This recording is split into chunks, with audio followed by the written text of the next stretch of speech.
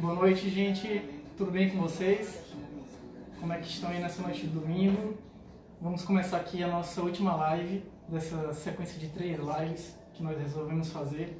Eu sou o Alan, sou cirurgião plástico aqui no Acre. A gente resolveu fazer essas 3 lives para prestigiar e comemorar o Dia do Nutricionista, que é amanhã, dia 31 de agosto, e tentar mostrar para as pessoas que nos seguem e que se interessam por cirurgia plástica temas sobre a nutrição e o preparo do paciente em cirurgias plásticas. Inclusive, o tema dessa live de hoje é exatamente esse: a nutrição no pré-operatório e no pós-operatório de cirurgias plásticas. Ontem nós falamos um pouco de porcentagem de gordura corporal voltado para a lipoaspiração. Na sexta-feira nós falamos sobre gordura abdominal e abdominoplastia, e hoje a gente vai fechar tudo com algo um pouco mais que envolve todos os procedimentos, na verdade. Então a gente vai estar conversando com a Mariana, que é uma nutricionista aqui da nossa cidade, Rio Branco, para conversar sobre esses temas e entender qual é o impacto que um planejamento nutricional vai ter no resultado dessa cirurgia. Seja isso antes de operar, que é o pré-operatório, ou até depois da cirurgia, que é o pós-operatório.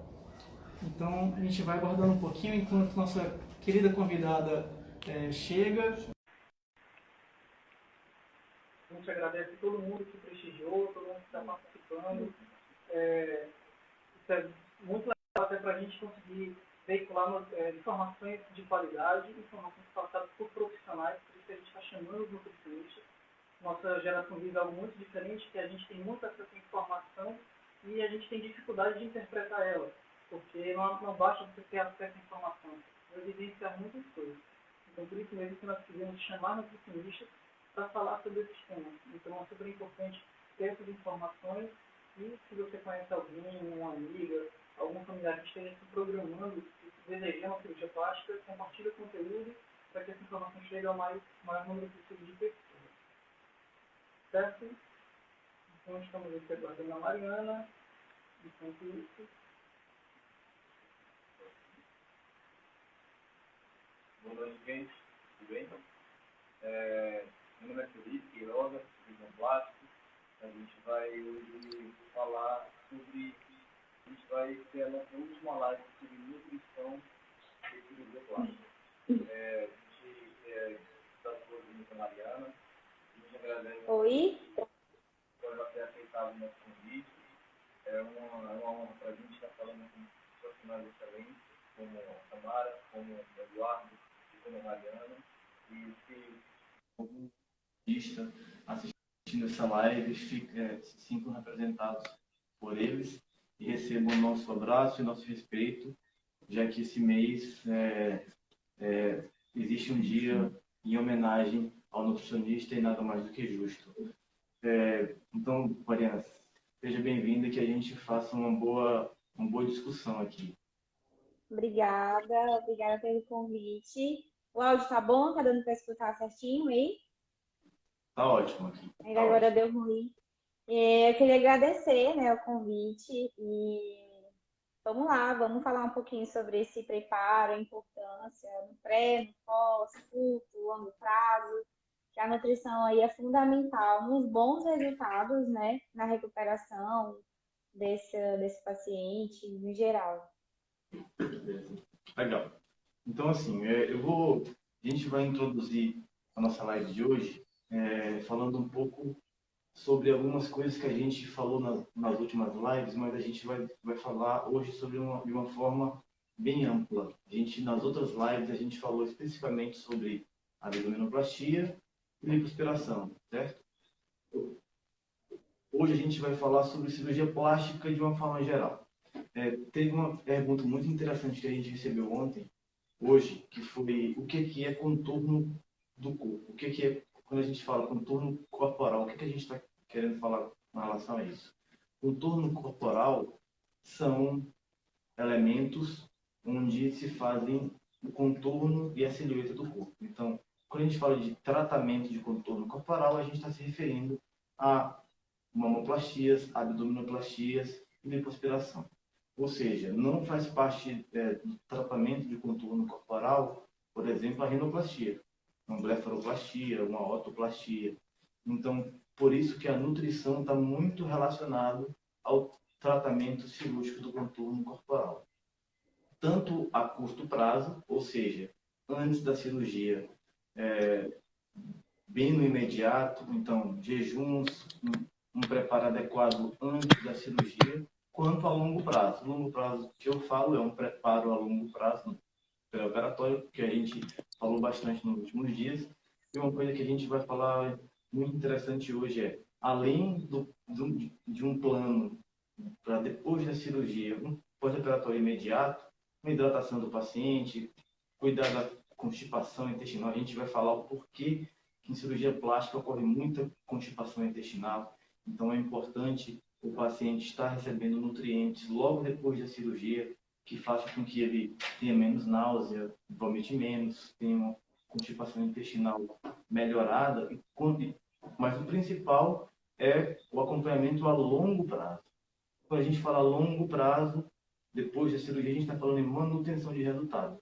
Isso é fundamental para um paciente que está fazendo um investimento muitas vezes financeiro, mas também de saúde, envolvendo outras pessoas, como marido, filho, como férias, e esse desfecho tem que ser o melhor possível, tanto com relação à saúde, quanto com relação a resultados. Quando a gente fala de resultados, um preparo antes da cirurgia, seja ela um preparo imediato antes ou a longo prazo, e um pós-operatório adequado, vai fazer total diferença em um resultado a longo prazo, que essa paciente possa usufruir desse resultado de excelência durante muito tempo. Então, Mariana, a gente vai começar aqui a te fazer umas perguntinhas. Você fica à vontade para tecer as suas opiniões sobre isso. A gente está muito curioso em saber qual é a tua abordagem, qual é a sua opinião acerca dessas coisas que a gente está falando, certo? O que você acha, mais ou menos, dessa abordagem, diante de um paciente cirúrgico, a gente pensar e fazer um planejamento, tanto antes quanto depois da cirurgia. Isso realmente é muito importante? Com certeza. Eu acho que é o primeiro ponto a se levar em consideração quando o paciente resolve procurar, né, principalmente na parte estética, a fazer uma cirurgia plástica. Primeiro ponto a se pensar é o estado nutricional dessa pessoa. Não só em relação à composição corporal, ao desenho corporal, como estava falando antes, mas principalmente a saúde em si. Até porque essa pessoa ela vai realizar um processo cirúrgico onde tem seus riscos, né? Enfim, vai passar por anestesias. Então, tem que se pensar a longo prazo como que tá a saúde dessa pessoa e se ela está pronta para uma boa recuperação, para passar por esse processo cirúrgico. Então, é muito importante quando a gente fala em equipe multidisciplinar, né? Cirurgião combinado com o acompanhamento nutricional. E nesse acompanhamento, a gente vai analisar todas as carências que aquela pessoa pode ter, já tratar antes de ela passar pelo processo cirúrgico. Então, são muitas coisas que a gente pode estar preparando e evitando complicações e até melhorando a recuperação desse paciente nesse pós-cirúrgico. Então, assim, eu costumo dizer que é peça fundamental, tem que andar junto, então é muito importante. Maravilha. A gente sempre fala muito do tratamento do contorno corporal, ele é não cirúrgico e cirúrgico. E isso está sempre aliado, isso tem que estar sempre junto. Não tem hierarquia com relação uma coisa com outra. A gente sempre fala, inclusive, os pacientes, quando ouvem falar de cirurgia plástica, ou até alguns temas de cirurgia plástica, como lipoaspiração, os pacientes têm muito medo, porque vem, o que sai na mídia são coisas, às vezes, muito desastrosas. E realmente isso acontece.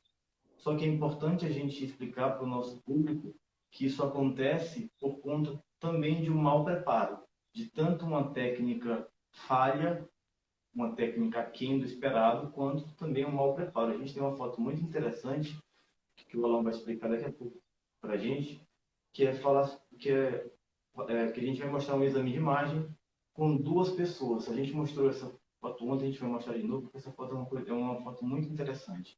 A gente mostrar que antes de a gente pensar também em um tratamento cirúrgico, a gente precisa saber se o paciente está em condição clínica mínima para ser submetido a uma cirurgia. E, inclusive, para evitar esses desfechos, que esses desfechos muito trágicos, essas complicações, grandes complicações que ocorrem em cirurgia plástica, elas, na verdade, não deveriam ocorrer. Complicação em cirurgia sempre há possibilidade de ocorrer, porque, afinal, a cirurgia é medicina, e medicina nós estamos sempre tratando riscos, nós estamos sempre avaliando riscos, mas é importante que, durante essa avaliação dos riscos, a gente veja quais são os viés que a gente possa diminuir. E um deles é a questão da saúde do paciente. Então, se um paciente ele é submetido a uma cirurgia, seja qual for a cirurgia, se ele não tiver em condições clínicas adequadas, seja por sobrepeso, seja por obesidade, seja por insuficiência cardíaca, seja por diabetes, hipertensão, isso tem que ser compensado. Justamente porque não é a técnica cirúrgica que é agressiva, não é a técnica cirúrgica que é perigosa. É o conjunto de coisas que está acontecendo naquele momento, que o desfecho culmina por não ser algo muito interessante. Alan, mostra para a gente um pouco dessa importância do que é saúde em um corpo de dois pacientes diferentes.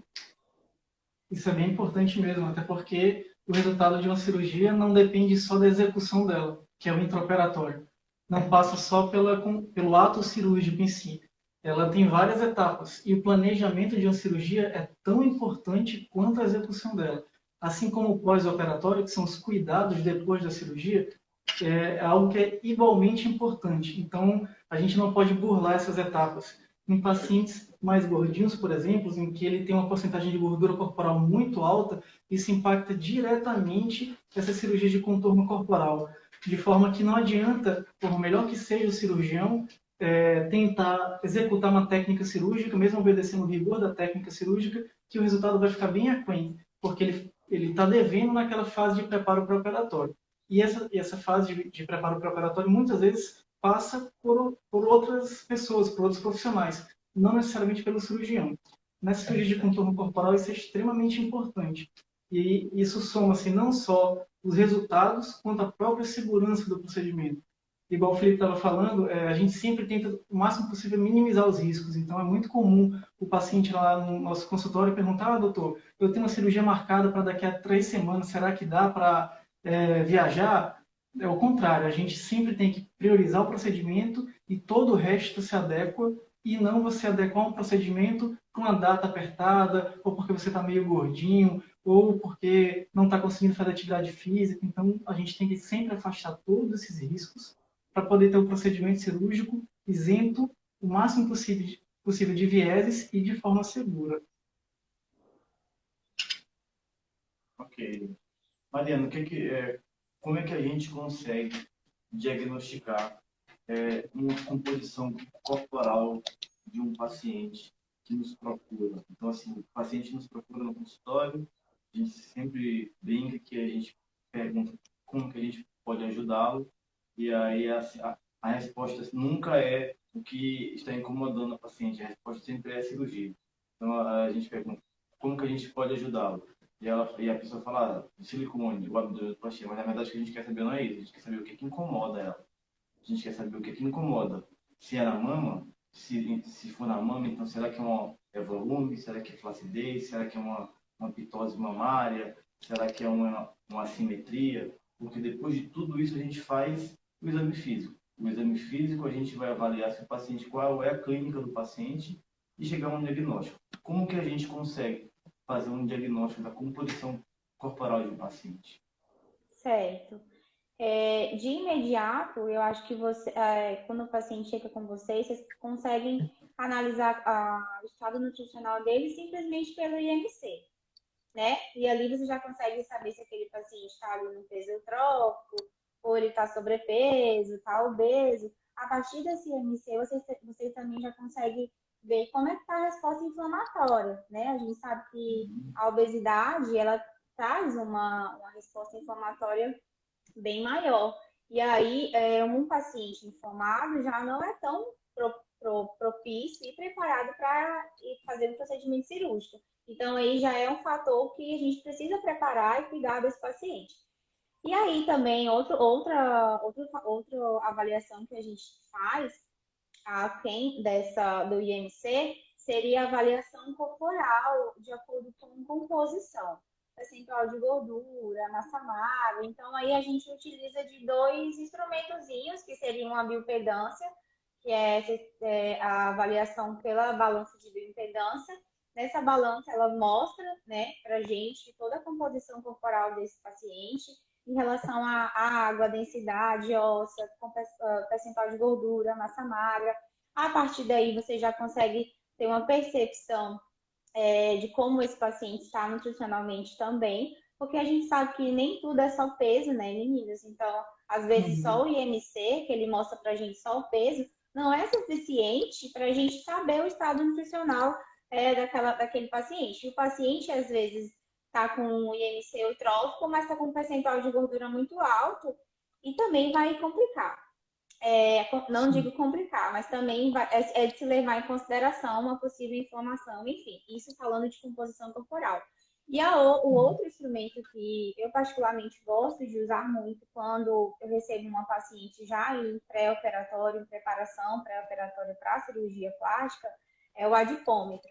Porque com o adipômetro a gente também consegue saber percentual de gordura, massa magra, como vocês podem ver. Só que eu particularmente gosto mais de trabalhar com o adipômetro nesse caso pré-cirúrgico, porque a gente consegue pinçar, né, as dobrinhas em várias regiões do corpo e principalmente dependendo de onde ela for fazer a cirurgia, se for mama, a gente consegue ver a dobra dessa faixa axilar, como está abdominoplastia ou lipo, por exemplo, a gente consegue saber a dobra do abdômen. Então, depois da cirurgia, a gente consegue comparar, ou até no processo de preparo, né, nos meses antes da cirurgia que a gente está preparando, a gente já consegue diminuir muito essa dobra abdominal somente no preparo, com a dieta. Então, até o resultado, já falando a longo prazo, já começa a ir melhorando, né? Então, são os dois instrumentos que a gente pode estar usando muito para fazer essa avaliação corporal desse paciente nesse pré, né? Principalmente. Então, é bem legal. O adipômetro, ele tem a vantagem de ser bem acessível, né? Não exige toda aquele preparo. Também, justamente. O adipômetro é mais acessível. Tá dando um retornozinho. Legal. Acho que a gente pode passar para o segundo pergunta. Ok. Deixa eu ver aqui, André. Legal, Mariana. Engraçado que existem vários equipamentos, né? Mas que a gente sempre se agarra, mesmo com a tecnologia, a gente sempre se agarra muito aos manuais, né? Isso é engraçado, que é importante não estigmatizar uma coisa que é melhor do que a outra, né? A gente deu para perceber muito bem isso nas conversas com vocês, uma coisa que inclusive eu não tinha muito essa noção, que não existe uma coisa ideal. Muitas vezes elas se completam, né? Então, uma avaliação de uma forma mais prática, com um adipômetro, com uma circunferência abdominal, mas às vezes é interessante uma bioimpedância, mas uma não substitui a outra e uma não é melhor que a outra. Né? A gente costuma falar que depende para quem, né? De repente, dependendo do estado nutricional desse paciente, é melhor que seja ou às vezes, enfim, é muito relativo. Cabe ao avaliador saber qual que é o método que ele vai utilizar que vai ser de melhor resultado naquele momento, né? De melhor avaliação naquele Legal. momento. A vantagem do adipômetro esse mais acessível e o fato de você realmente estar ali tocando, pegando, avaliando, eu particularmente gosto nesse caso, né? Somente nesse caso. Legal. Mariana e Fé, a gente fala para a gente um pouco como é que se existe alguma programação antes da cirurgia, a longo prazo, como é que isso seria feito um planejamento a longo prazo de um paciente que precisaria se submeter a uma cirurgia de contorno corporal, ou seja, a uma mamoplastia, a uma abdominoplastia, a uma lipoaspiração. Como que a gente poderia explicar ao paciente, dar um norte para o paciente, dizendo a ele, olha, procure um nutricionista, que muitas vezes o paciente nos pergunta, doutor, quantos quilos eu devo perder? A resposta que a gente dá ao paciente é, olha, não sabemos. Essa resposta, quem vai ter que te dar é um profissional especialista nessa área, que realmente não somos nós. E a gente fala isso com bastante importância para o profissional muito da nutrição e o educador físico. Mas, assim, como que o paciente pode chegar no consultório de nutricionista e qual é o planejamento que ele pode entrar para fazer um acompanhamento pré-operatório a longo prazo e a curto prazo, se quiser já se adiantar. Já citar, né? Certo. O tempo de acompanhamento a longo prazo, antes da cirurgia, vai depender muito de cada um, depende do estado nutricional de cada um. Às vezes pode ser de 3 meses, 4 meses, às vezes 1 mês a gente consegue. Isso vai depender muito de como está aquele paciente. Se, por exemplo, o estado nutricional daquele paciente, por exemplo, é obeso, a gente precisa de um tempinho a mais para ele se preparando e perdendo peso gradativamente, sem dietas hiperrestritivas, porque primeiro a gente também tem que pensar que a gente está preparando aquela pessoa para um procedimento cirúrgico, e a gente precisa pensar na saúde dele como um todo, o fator nutricional como um todo.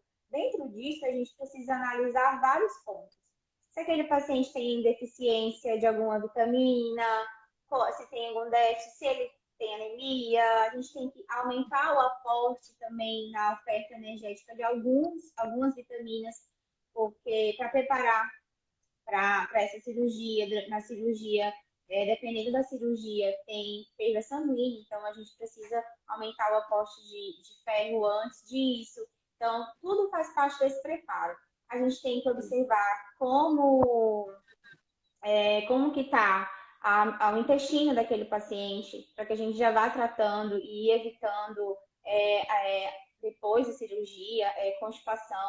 Vocês vão citar, né? Daqui a pouco a gente vai falar um pouquinho sobre possível, o que causa, né, a constipação depois da cirurgia, mas a gente consegue já ir melhorando um pouco isso, tratando, porque a gente vê muito pessoas com constipação intestinal crônica, né, que já tem aí há muito tempo. Então, imagina, depois de uma cirurgia que por alguns motivos já causa, fica pior. Então, a gente tem que ir tratando antes. Então, é muito importante fazer um trabalho na microbiota, em relação à suplementação de probióticos e melhorando esse intestino como um todo. Ver como é que está a imunidade desse paciente, que também está dentro do que eu falei ali em questão de analisar vitaminas, déficits, né? Então, eu costumo sempre, quando o paciente chega na primeira consulta, solicitar vários exames para que a gente possa investigar como que está a saúde daquela pessoa como um todo. E aí, então, a gente começar a gente traçar ali como é que vai ser feito. Então, esse planejamento a longo prazo visa principalmente preparar a pessoa para uma boa recuperação, para uma boa cicatrização da cirurgia e a manutenção dos resultados. Quando eu falo na manutenção dos resultados, a gente começando também no pré, pensando em já ver como que está os hábitos alimentares daquela pessoa. Então, Então, a gente vai tratar obesidade, sobrepeso, então ele vai ali perder peso, né? Dentro desse processo de emagrecimento, já antes da cirurgia, a gente já vai ajustando a alimentação dele. Então, a gente tem que mudar alguns hábitos, a gente tem... Pode falar. Isso começa no pré, então, né? Mesmo Isso, antes no do pré. Então, no pré, a gente já vai analisando e ajustando toda a alimentação dessa pessoa.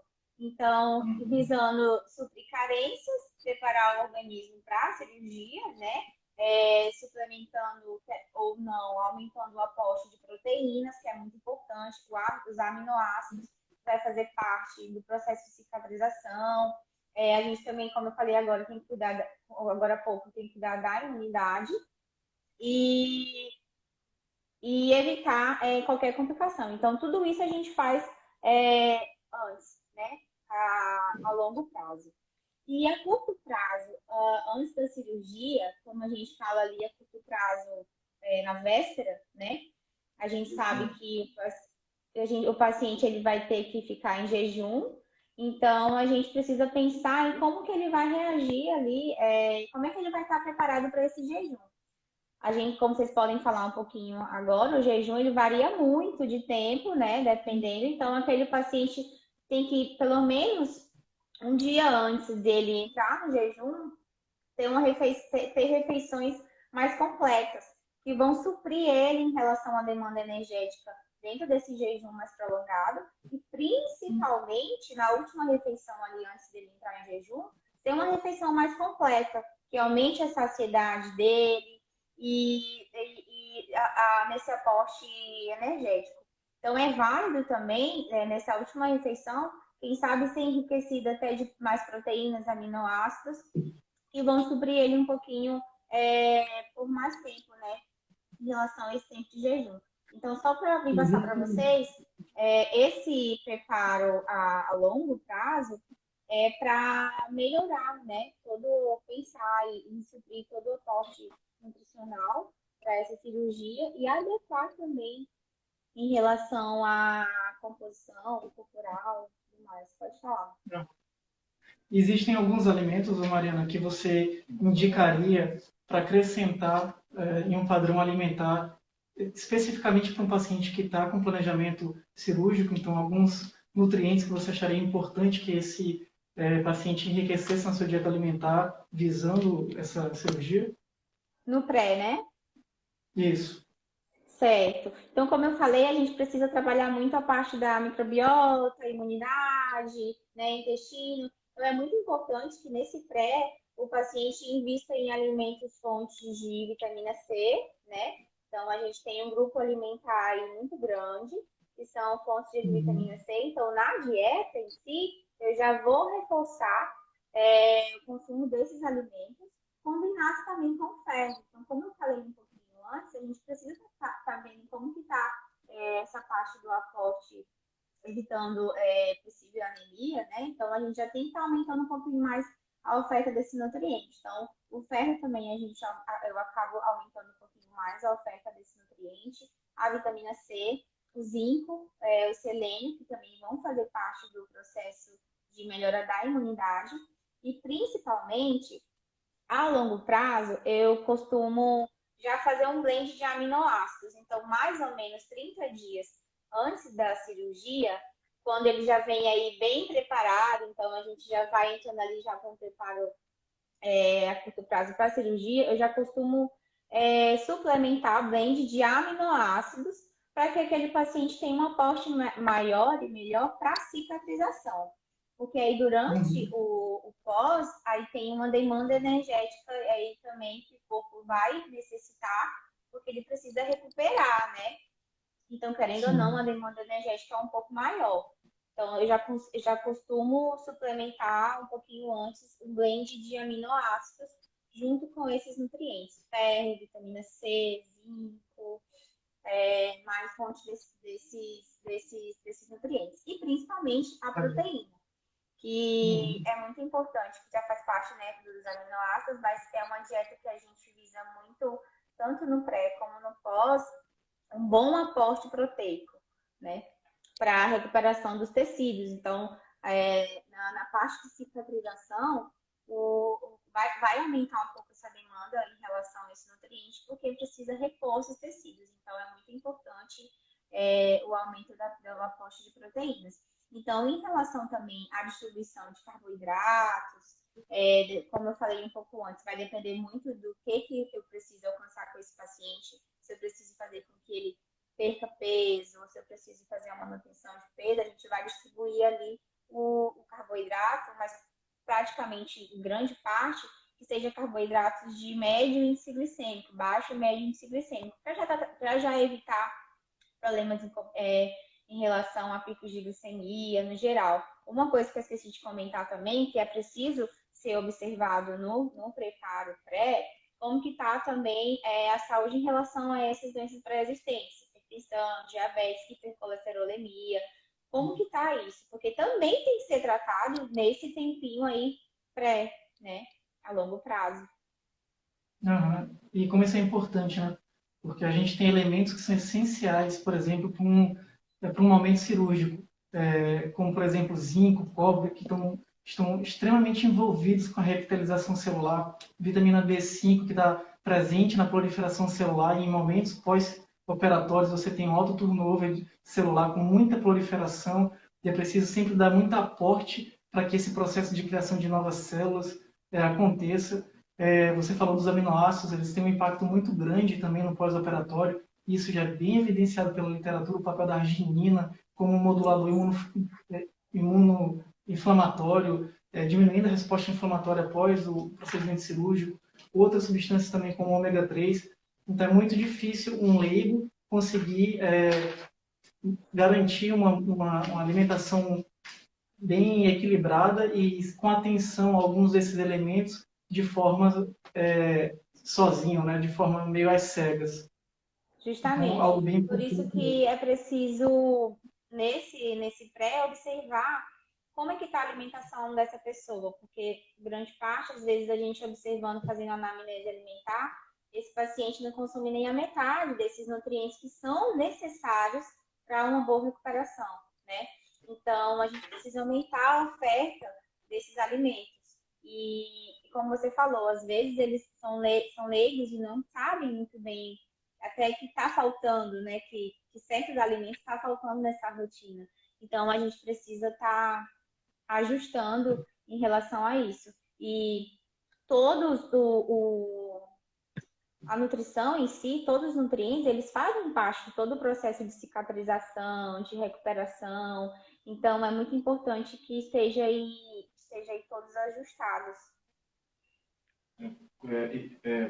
Quando a gente fala de jejum para o paciente, é um bom momento para a gente abordar isso, para a gente explicar para o paciente o que é jejum e por que a gente na parte cirúrgico-anestésica, a gente precisa de jejum.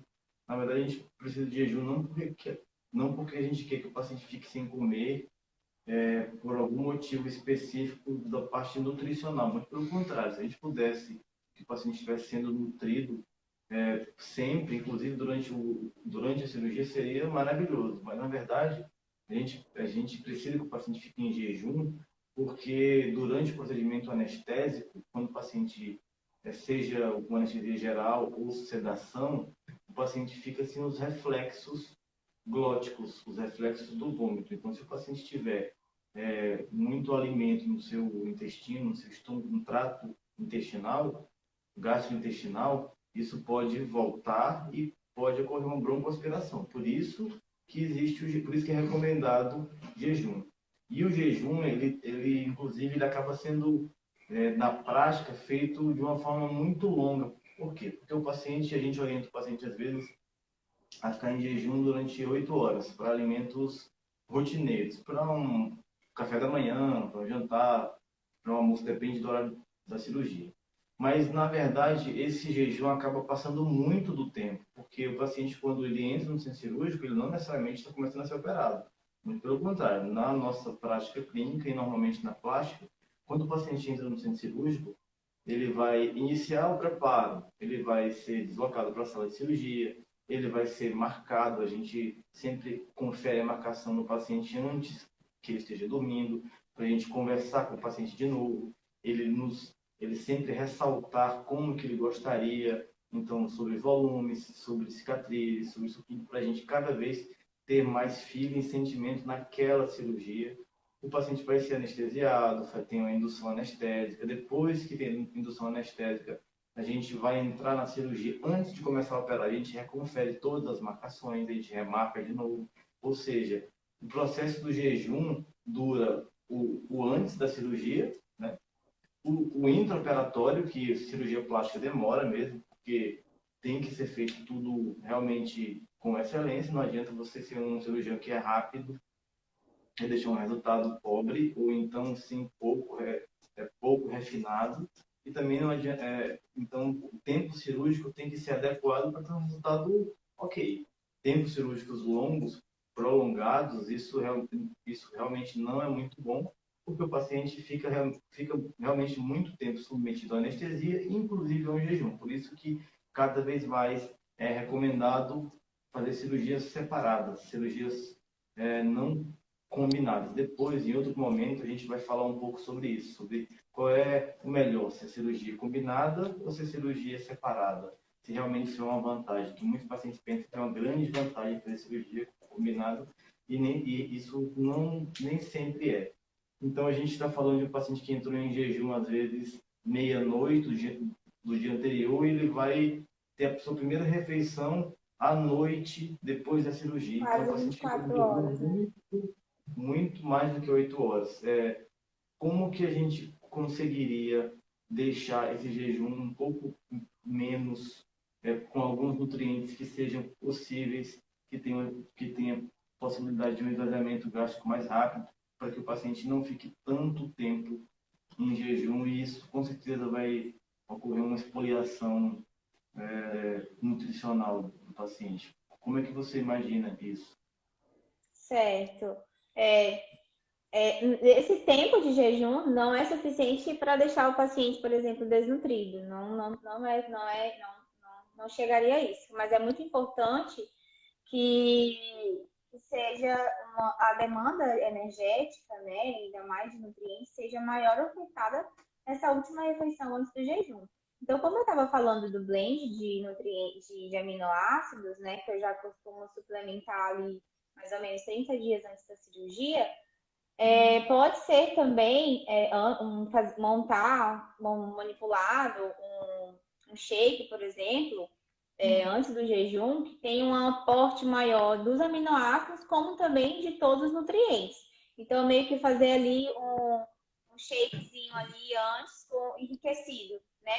Com mais aminoácidos, mais nutrientes no geral, para que possa manter esse paciente bem nutrido e com um aporte adequado, mesmo durante um jejum aí de 20, quem sabe 20 horas mais ou menos. Então, eu acho que seria bem válido essa oferta, né, de um shake ou tipo um isotônico, mas assim, enriquecido com nutrientes antes desse jejum. Bacana. Isso é bem importante mesmo, principalmente naquelas cirurgias que acabam acontecendo no período da tarde. E, Felipe, a gente tem essa preocupação. O paciente, quando tem um procedimento agendado para o período da tarde, ele acaba ficando, às vezes, com um período de jejum um pouco mais prolongado. E a gente procura usar algumas medidas para evitar que esse período se postergue ainda mais. Existe muita evidência científica em relação a isso.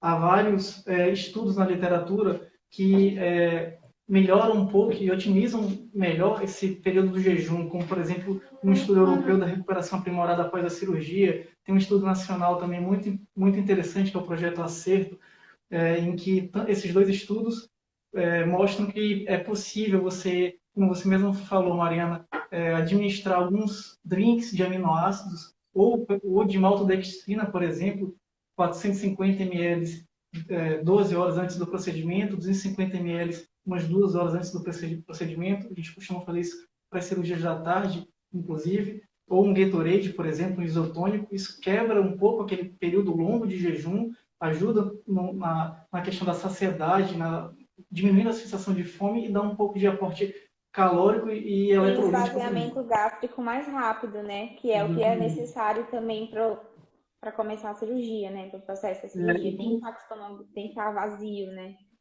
Isso mesmo. E como são líquidos, né, líquidos sem resíduos, você não tem esse risco maior de, como o Felipe falou, um risco de broncoaspiração. É claro que essas medidas elas precisam ser muito individualizadas. A gente é contra a receita de bolo, de aplicar a mesma coisa para todo mundo. Tudo precisa ser muito individualizado, porque tem grupos de riscos que você não pode fazer isso, como, por exemplo, obesos, diabéticos, pacientes com estenose de piloro, refluxo gastroesofagiano, em que você não pode administrar, mesmo que líquido sem resíduos, de forma tão precoce. Então, ainda mais se impõe esse planejamento pré-operatório bem otimizado. Mas para a grande maioria dos pacientes que se submetem a cirurgia plástica, são pacientes saudáveis, rígidos, com exames normais, a gente consegue utilizar esses protocolos um pouco mais modernos, acaba sendo melhor do ponto de vista fisiológico, confere menos morbidade no pós-operatório e até dá mais conforto para o paciente que não vai encarar uma cirurgia com um tempo grande de jejum, com fome e às vezes até com sede também. Isso. Perfeito. Ok. Mas, Vamos iniciar um pouquinho para falar sobre os momentos depois que a cirurgia acaba, né? Que é o pós-operatório. Antes de te fazer umas perguntinhas, Marina, que queria explicar para o nosso público que o pós-operatório também está muito relacionado não somente à cirurgia. Então, dependendo da cirurgia, a gente tem cirurgias que expoliam mais, que dão mais anemia do que outras. Tem cirurgias que expoliam mais conteúdo gorduroso do que outras. Tem cirurgias que a gente precisa de mais potencial de cicatrização do que outras. Por exemplo, lipoaspiração, a gente não precisa a gente não tem muitas cicatrizes, tem cicatrizes internas, mas as cicatrizes que ficam são cicatrizes pequenas, então a gente não precisa, normalmente aquela cicatriz não vai dar nenhum problema, mas vamos supor que a gente faça uma mastopexia, que é o nosso grande carro-chefe, é o que a gente mais opera, é mama, né? Tanto mamoplastia de aumento quanto mastopexia, seja mastopexias para mamas caídas, que a gente chama de pitose mamária, seja para mastopexia com um pouco de flacidez, que a gente vem chamando de lift mamário. Mas assim, cada cirurgia tem uma exfoliação um pouco diferente de alguns elementos do corpo.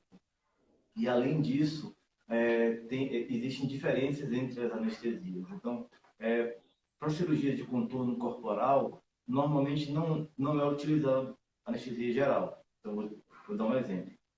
Quando a gente vai fazer uma rinoplastia, a anestesia para essa rinoplastia é uma anestesia geral, porque é uma cirurgia na face e o paciente mesmo sedado, isso poderia deixar ele muito incômodo. Então, a anestesia geral, o paciente fica dormindo, a gente trabalha no nariz, no rosto dele, de uma forma que ele fique bem imóvel, parado e muito mais confortável.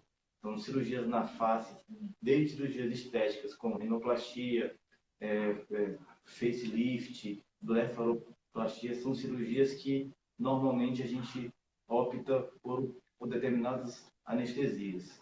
E cirurgias também não estéticas, como a correção de lábio leporino, tumores na face, reconstrução facial, todas essas cirurgias normalmente se opta por anestesia geral, justamente pelo conforto do paciente por ser no rosto. Mas quando a gente vai fazer uma cirurgia de contorno corporal, ou seja, cirurgias de mamoplastias, abdominoplastias ou lipoaspiração, a anestesia não é geral, é uma anestesia peridural, que daqui a pouco ela vai mostrar uma foto muito interessante sobre isso, para mostrar os espaços e o que é um bloqueio peridural. E, além disso, o paciente fica sedado, ou seja, o paciente fica com as suas fibras sensitivas, ou seja, os nervos que causam dor, eles ficam bloqueados, então o paciente não sente dor, e o paciente fica sedado, o paciente fica dormindo. E essa cirurgia, essa anestesia, dependendo da anestesia, e a anestesia peridural é uma das anestesias que causam mais gastroparesia, ou seja, que ela deixa o intestino muito dormente, isso culmina no pós-operatório com bastante constipação intestinal. A constipação intestinal ela é muito frequente no pós-operatório de cirurgia de contorno corporal, justamente porque o bloqueio peridural ele acaba influenciando nos nervos da dor, mas ele também tem relação com os nervos que fazem a motilidade gastrointestinal. Por isso que o paciente tem a constipação. Inclusive, um outro exemplo é o paciente que tem um esvaziamento vesical, né, de bexiga retardado. Tem muitos pacientes, inclusive, que ficam com sonda na bexiga, porque também a bexiga fica um pouco dormente, até que ela volte a funcionar, isso demora um pouco. Ela mostra para a gente um pouco do que é o bloqueio peridural e de como que é feito, mais ou menos ilustrativamente. Depois eu vou querer que a Mariana fale como que a gente poderia, no pós-operatório imediato, melhorar esse aspecto.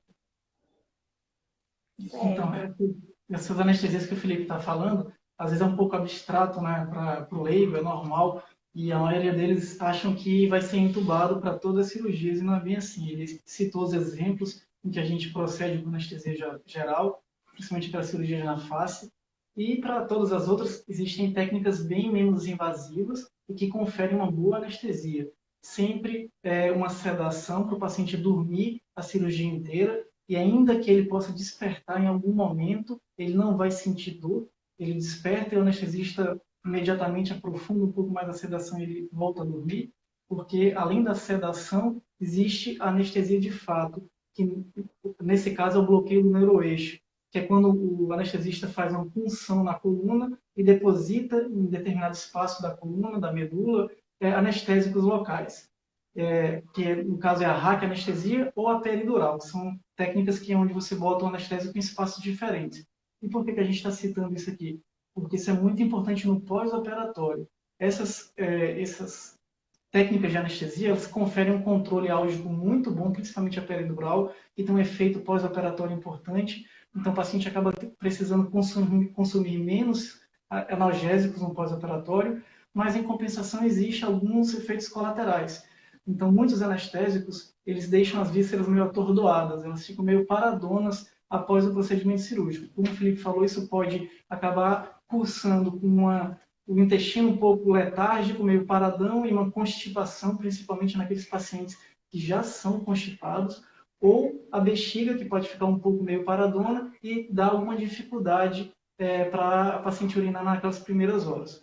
Então, a gente sempre orienta a paciente para tentar ter ferramentas que ela possa atenuar essa constipação no pós-operatório. O que você sugeriria, Mariana, em termos de padrão alimentar, de táticas com a dieta, com alimentação, que possa driblar um pouco esse inconveniente da constipação? Certo. Vale lembrar que já aconteceu de ver paciente nesse pós-operatório relatou, né, que ficou tão desesperado por conta da constipação que recorreu a laxantes, e isso não pode acontecer jamais.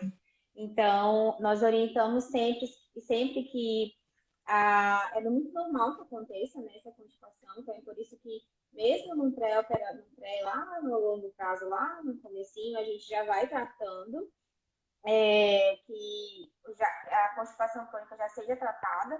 Então, a gente sabe que também alguns analgésicos podem ocasionar essa constipação, além da anestesia. Então, a gente orienta que seja uma alimentação bem leve, né?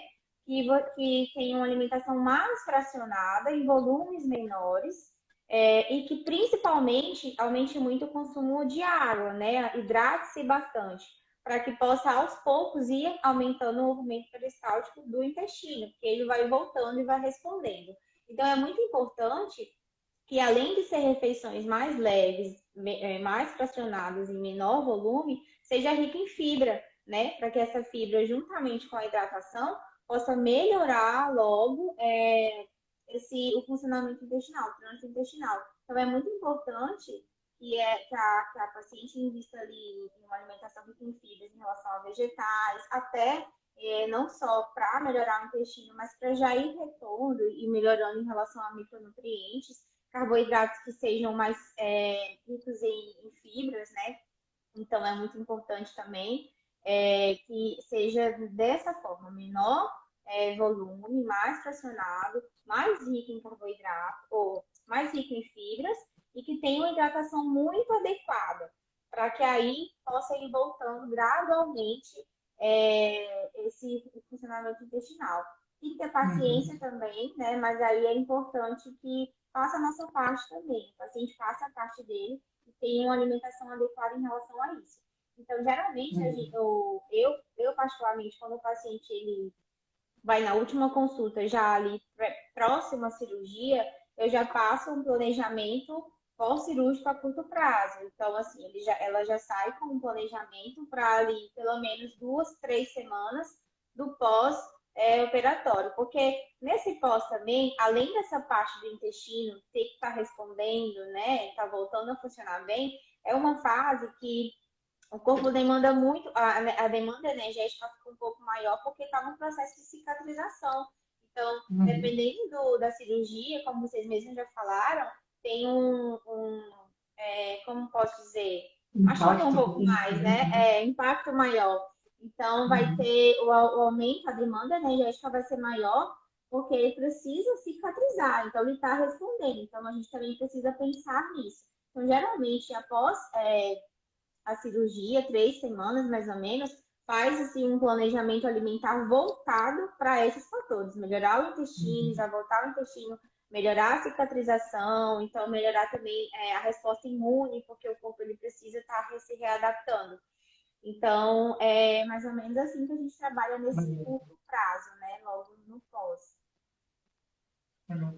Engraçado, né? Que assim fica muito bem claro e eu acho que é um momento muito interessante para a gente alertar. Não usem laxantes em pós-operação de cirurgia plástica, né? Porque realmente vai tudo contra o que realmente é necessário. Você falou uma coisa muito importante que além da anestesia do procedimento anestésico, depois da cirurgia se usa muito analgésico. E alguns analgésicos, principalmente os analgésicos opioides, eles têm muita interferência na motilidade gastrointestinal. Então, isso pode, inclusive, demorar a melhorar. E é importante também falar que existem outras medidas que ajudam na melhora do intestino, dessa constipação intestinal, que é a deambulação. A deambulação é fundamental. Deambulação, para quem tem um pouco técnico, mas a deambulação é andar, certo? É se movimentar, principalmente em pé. Por quê? A gente sabe também que a gravidade ela ajuda a fazer com que o vetor que é inferior faça com que ajude o intestino a ser, ela facilita, ela é uma facilitadora da motilidade intestinal. Tanto que pacientes que estão acamados, pacientes que estão em UTI, têm muita constipação intestinal também pela questão da falta dos movimentos, da falta da deambulação. Então, além de ser completamente contraindicado o laxante, e lembre-se, laxante não quer dizer fibras, né? Né, Mariana? Não, Fibras, o laxante ele sai limpando completamente, limpando do modo ruim toda a barreira intestinal. Então, ele sai levando o bolo fecal, mas também sai levando tudo aquilo que você tem de proteção no intestino. Então, a longo prazo tem efeito rebote, então vai constipar cada vez mais. E aí essas pacientes ficam meio que desesperadas, passam ali 7 dias, né, constipada, e acaba indo para essa solução que, na verdade, vai só complicar mais a situação. Do que um tratamento, né? Que pode causar muita repercussão. Eu acho que a gente vai começar a encerrar, faltam 5 minutinhos para a gente completar 1 hora e a live acabar. Eu gostaria de agradecer novamente, Mariana, você ter aceitado nosso convite. Para a gente é uma honra estar falando com nutricionistas de bastante experiência e muitos sedimentados no mercado. Ressalto de novo que essa nossa homenagem aos nutricionistas, que os outros nutricionistas se sintam abraçados e homenageados, porque realmente a gente acha que o profissional da nutrição é um profissional que tem que estar muito com a gente. O tratamento de uma cirurgia de contorno corporal não é só eminente cirúrgico. Pode até ser somente cirúrgico, mas o resultado não será aquele resultado de excelência que eu acho que toda pessoa que tem um sonho é direito dela ter o melhor tratamento possível. A gente agradece. Se você quiser fazer alguma consideração final, pode ficar à vontade. Nossa, eu que agradeço de verdade o convite.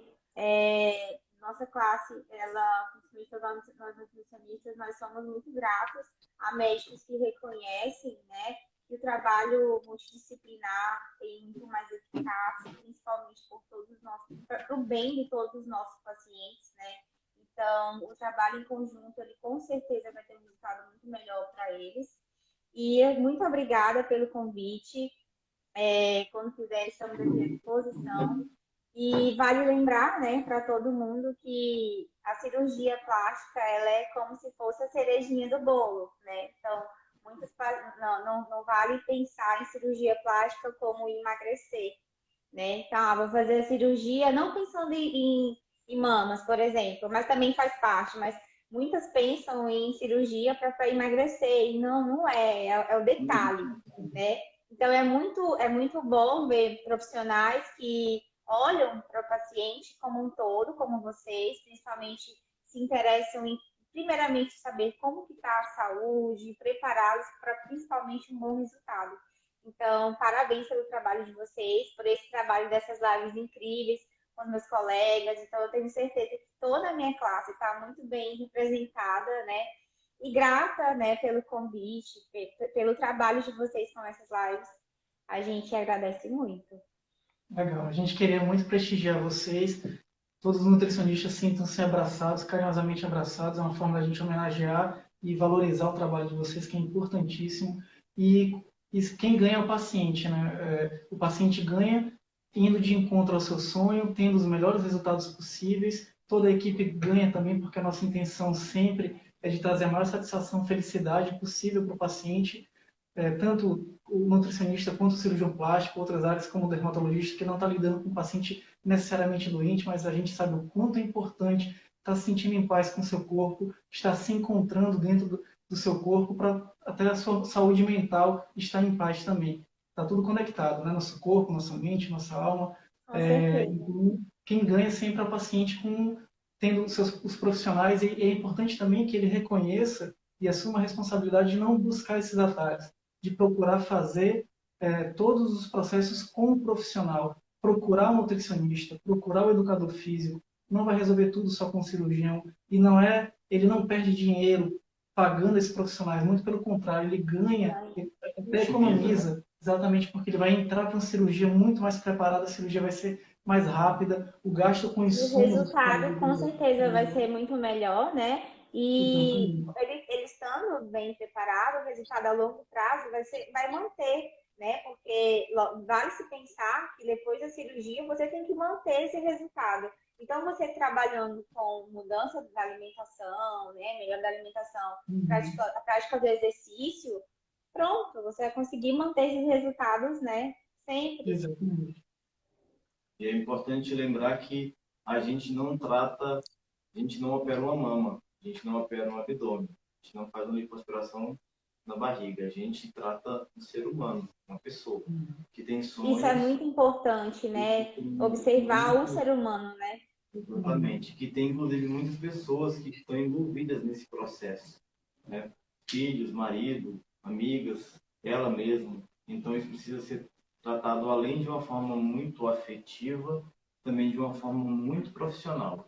E profissional está dentro da gente saber disso, da gente saber controlar ao máximo que esse desfecho seja um desfecho feliz, um desfecho duradouro e que tenha valido a pena e que não tenha sido uma experiência desagradável, como a gente viu muito acontecendo em cirurgia plástica, isso dando a entender que cirurgia plástica é algo perigoso, é algo errado, que na verdade não é isso, só que ela precisa ser tratada de uma forma muito séria.